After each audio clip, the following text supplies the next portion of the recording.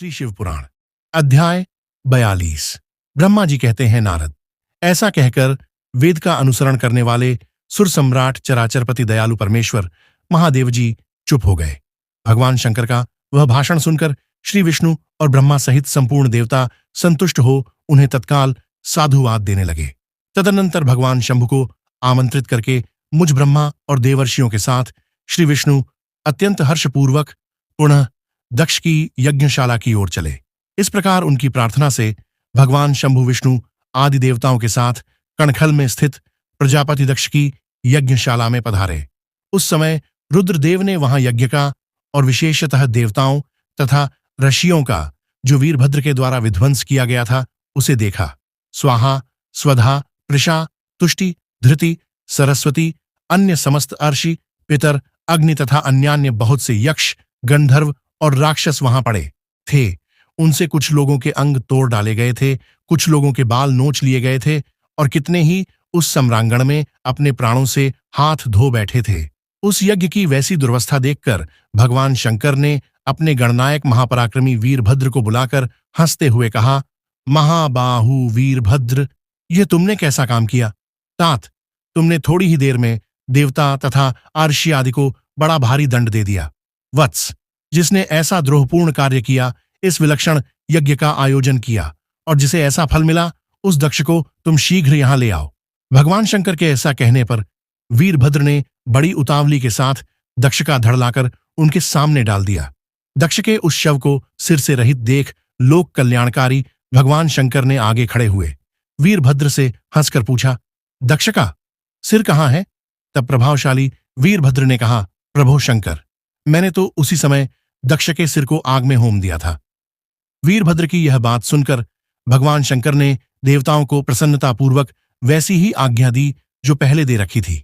भगवान भव ने उस समय जो कुछ कहा उसकी मेरे द्वारा पूर्ति कराकर श्रीहरि आदि सब देवताओं ने भृगु आदि सबको शीघ्र ही ठीक कर दिया।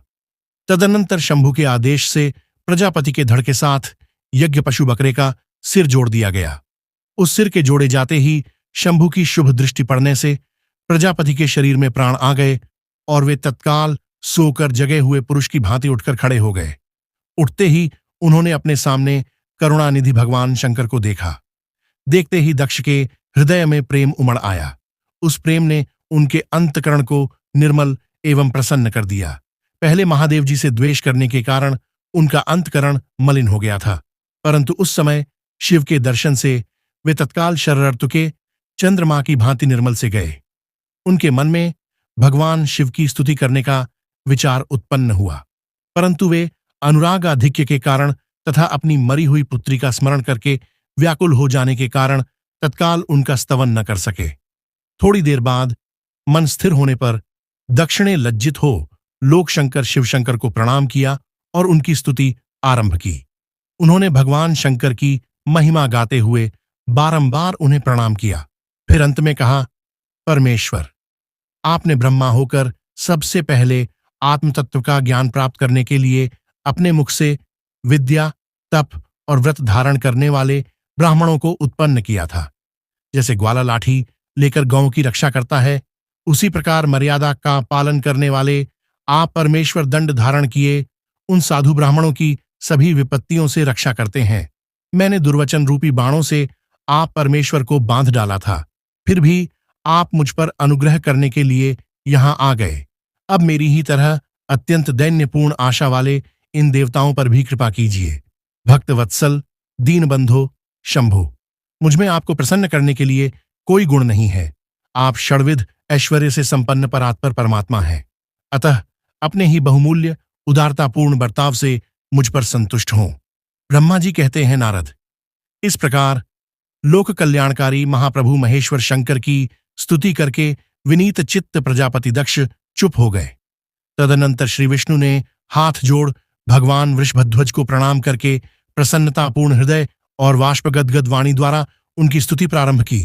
तदनंतर मैंने कहा, देवदेव, महादेव, करुणा सागर, प्रभो, आप स्वतंत्र परमात्मा हैं, अद्वितीय एवं अविनाशी परमेश्वर हैं।